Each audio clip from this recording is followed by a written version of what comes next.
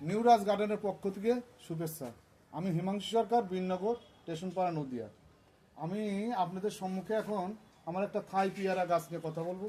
দেখুন, এটা আমার থাই পেয়ারা গাছ।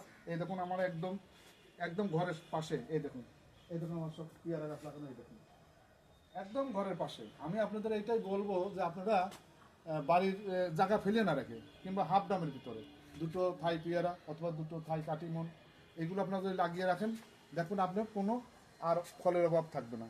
শুধু বাড়ির সবজি, এবার যারা আপনারা গাছ লাগাবেন, বাড়ির সবজি পচানোটা যে খোসাগুলো, সেগুলো আপনারা রেখে দেবেন, সংরক্ষণ করবেন।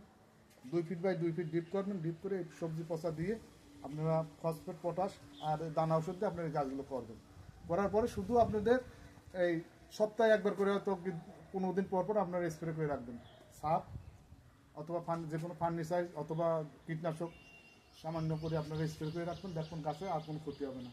আর এই দেখুন, আরেকটা জিনিস আমি বলে রাখি, প্রতিটি গাছের এই যখন ডাল বেরোবে, এই দেখুন আমার প্রতি গিট্টিতে ফল। এই দেখুন এটার একটাই কারণ। এই দেখুন, যখন আপনারা ফল এসে ধরে যাবে, তার আগে আপনার যখন গাছ মোটামুটি গাছ যখন 5 ফিট হয়ে গেছে, 4 ফিট হয়ে গেছে, তখন আপনারা এই ডালাগুলো কেটে রাখবেন প্রতি। যেমন এই দেখুন, এই যে আমার এখানে ফল 2 পাতা রেখে, এই দেখুন আমি এখানে কেটে এসে 2টো ডাল বেরোচ্ছে।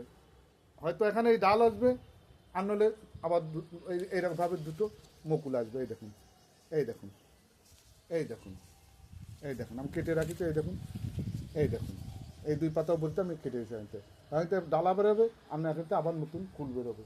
আপনারা এইভাবে গাছ সেভ দিয়ে রাখবেন, আর কোনো অভাব থাকবে না আপনার ফলের। আশা করি আপনারা এইভাবে সংরক্ষণ করুন, এইভাবে গাছ লাগান, জায়গা ফেলে না রেখে।